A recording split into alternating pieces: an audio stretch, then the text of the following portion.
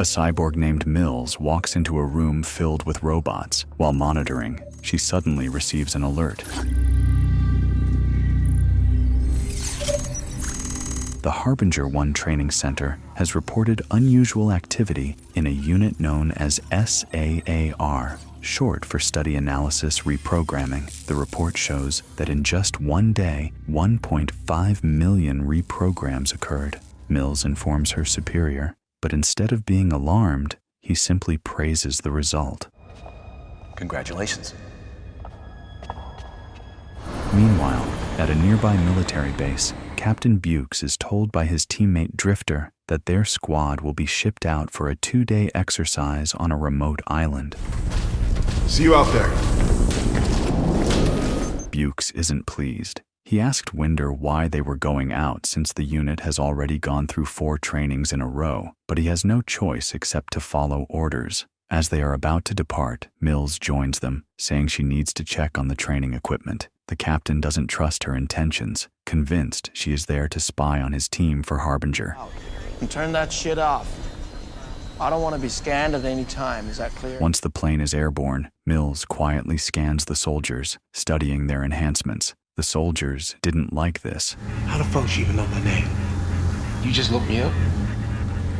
Later, she notices that Robinson, one of the men, has cybernetic implants in his eyes. When he levels his rifle at her and claims he can see through her, Mills calmly disables the weapon with a digital override, hinting she could fire remotely if she wanted. We can also fire from here while you check in the chamber.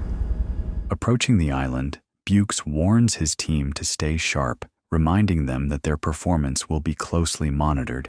Mills, however, discovers she has lost access to the global network and must rely only on the local system. Woo! When they land, the facility appears deserted. Outside, soldiers started raising questions about who is supposed to oversee their training. Who's monitoring us? There's no one here. I'm watching you. Mills asks the captain if there is any ground or aerial support, but he confirms there is none. The squad moves down a corridor that opens into a dense forest. Right. Cut, Bill. Eyes up. Sir.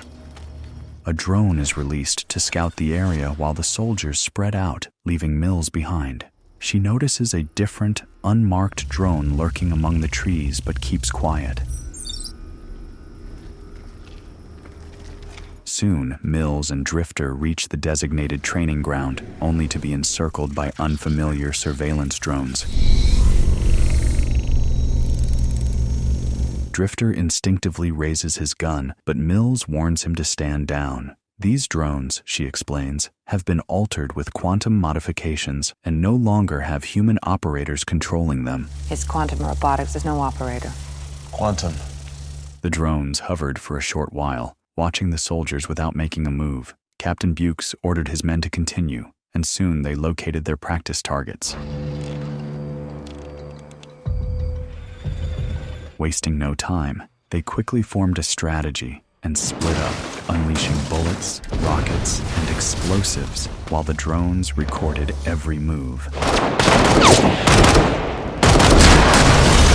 Within moments, all the targets were reduced to scraps. While the squad regrouped, Mills decided to trail one of the drones. Look at you. It led her to a machine she couldn't quite access. She tried to connect to its systems, but failed. The situation grew even stranger when the unit turned around, and she saw blood smeared across its head. Shocked, she shut her eyes and was bombarded with visions from the training archives, including horrifying images of soldiers being executed with shots to the face. When she opened her eyes again, the mysterious robot was gone. That night, the soldiers made camp. He says, down there. Good one. While the men sat together, they whispered about Mills, still unsure if she could be trusted. Alone, she went over the disturbing data she had collected. Drifter eventually approached her, mentioning that their radios weren't functioning. Mills confirmed she had also lost access to the global network, meaning something was actively blocking their signals. Trying to get to the bottom of it. Right. Drifter asked about the chip in her head, and she explained her past. When she was a child, paralysis had left her helpless until Harbinger offered her a chance to walk again by implanting the chip. I thought I was institutionalized. Drifter later reported to Bukes that even Mills was cut off from communication, which only deepened the captain's mistrust. Something's off. For the training? Before sleep, Mills noticed drones still circling in the forest. When she finally drifted off, the violent visions from earlier haunted her again. Elsewhere, Loftus kept watch. A drone appeared near camp, but he casually shooed it away. Moments later, it returned, this time revealing a machine charging out of the trees. Loftus opened fire immediately. The noise woke the camp, and Mills joined the others as they argued over what had happened. Goodwin insisted he saw Loftus vanish into the woods. Well, this is just part of the training, right? By morning, they tracked faint bloodstains through the grass until they found Loftus's lifeless body propped against a tree. Sam? The captain dismissed Mills's warnings, saying accidents didn't produce such precise results. Just then, Robinson returned from searching nearby. The squad formed a defensive line, but Mills noticed something alarming. Their location matched the site of yesterday's destroyed targets. This is your target area from yesterday. What? A drone swooped in, observing them briefly before flying off. Suddenly, gunfire rang out, killing one of the soldiers instantly. A group of combat machines stormed the clearing and opened fire. The squad scrambled for cover among the trees. Once the attack slowed, they threw smoke grenades to mask their retreat. Shots came again, forcing the soldiers to fire back as they moved. Captain Bukes broke away, trying to flank the machines, but his bullets barely scratched them. The robots turned toward him, then just as suddenly pulled back and disappeared into the forest.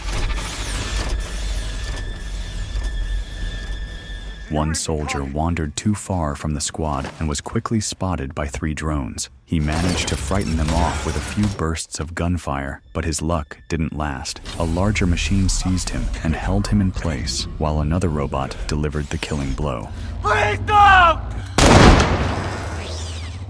Back with the main group, Captain Bukes insisted that the robots they had encountered were far more advanced than simple training units. Some programmer screwed up somewhere. No.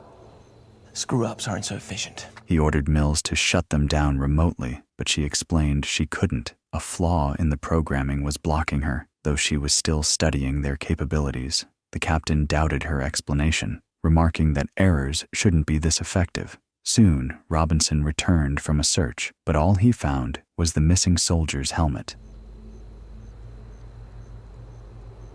The squad pressed forward, though Bukes kept asking himself why the robots had let them escape earlier instead of wiping them out. His suspicion grew that Mills might be the reason. They held back. It's not about her. Or you. The thought was cut short when the team discovered several dead animals in the woods, clear evidence the robots were using them as practice targets. Suddenly, enemy machines appeared on a ridge and opened fire.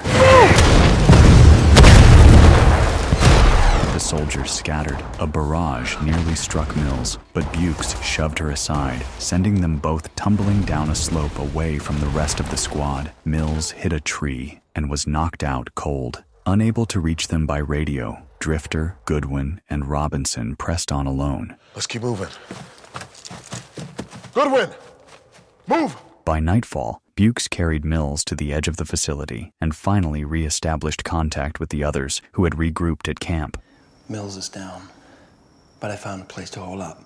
They wanted to come to him, but he ordered them to stay put, since traveling in the dark would make them easy prey. As he sheltered Mills, a drone briefly hovered nearby, then left. Moments later, the SAAR unit arrived. Instead of attacking, it triggered some kind of exchange with Mills, forcing her eyes open for an instant before walking away.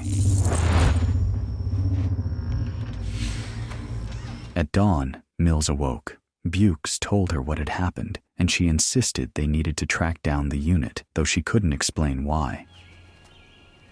Find a way. When they regrouped, the others reported that the machines hadn't tracked them, even though they easily could have. Mills confirmed the way forward was clear, with drones now behind them, so the team agreed to head toward the pickup zone. Because only Mills could override the facility door, Bukes escorted her there, while the others covered their advance from the woods. She began working on the lock, but before she could finish, drones appeared and dropped smoke grenades.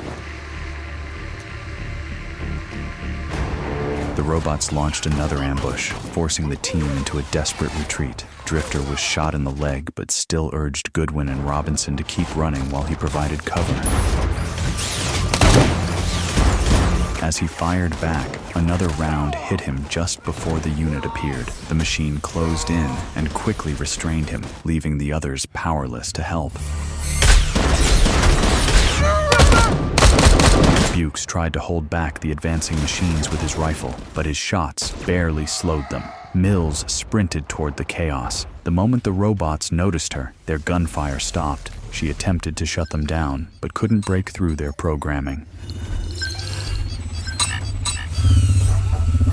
Then the unit produced a tool meant to tear into Drifter. Mills begged the squad to wait, certain she could override the system, but every attempt failed. In desperation, Bukes shot Drifter himself to spare him from being dismantled alive. The machines carried away his body, while the surviving soldiers retreated into the facility. Inside, Mills exploded in anger, confessing the truth she had kept hidden. She was the creator of these machines. I made them!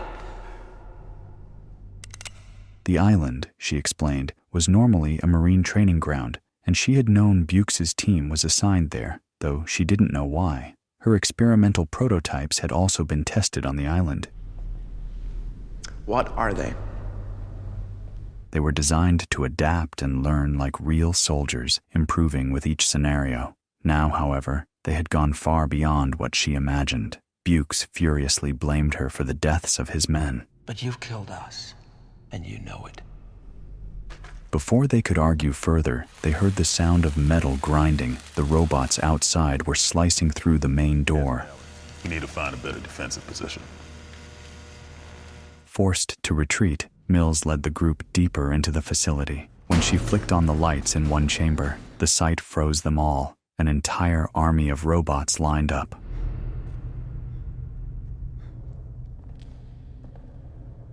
Luckily, none were active. She pushed open another door, where they found the bodies of the staff who once worked there. Well, this just gets better and better. Mills tapped into the computer system, but still found no way to reach the outside world. While Bukes began sketching out a defensive strategy, Mills suddenly slipped away, locking the door to keep the others from following. Mills! She returned to the chamber with the dormant robots, awakening one and activating its speech program. She pressed it for answers. What are SAR general orders?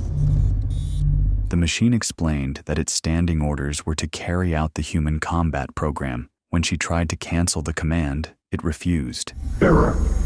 Unable to identify your current configuration. The unit stated that the current trainees were failing to meet expectations, so it required new and more motivated targets. As it scanned her, the robot revealed something chilling. Her own programming had drawn the Marines to the island, and the training had no defined end. Completion unspecified.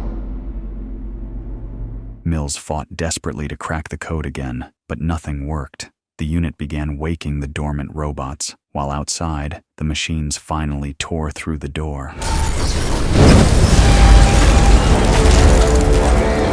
Bukes and the soldiers burst in, dragging her back to safety before sealing the entrance. The robots immediately started cutting through that door as well.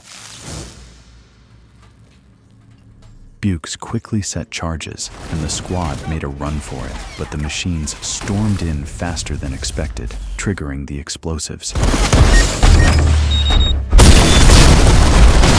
The blast ripped through the hall and caught the team in its shockwave. Mills was struck by a pulse. The survivors crawled clear and stumbled into a massive training zone designed to mimic a city.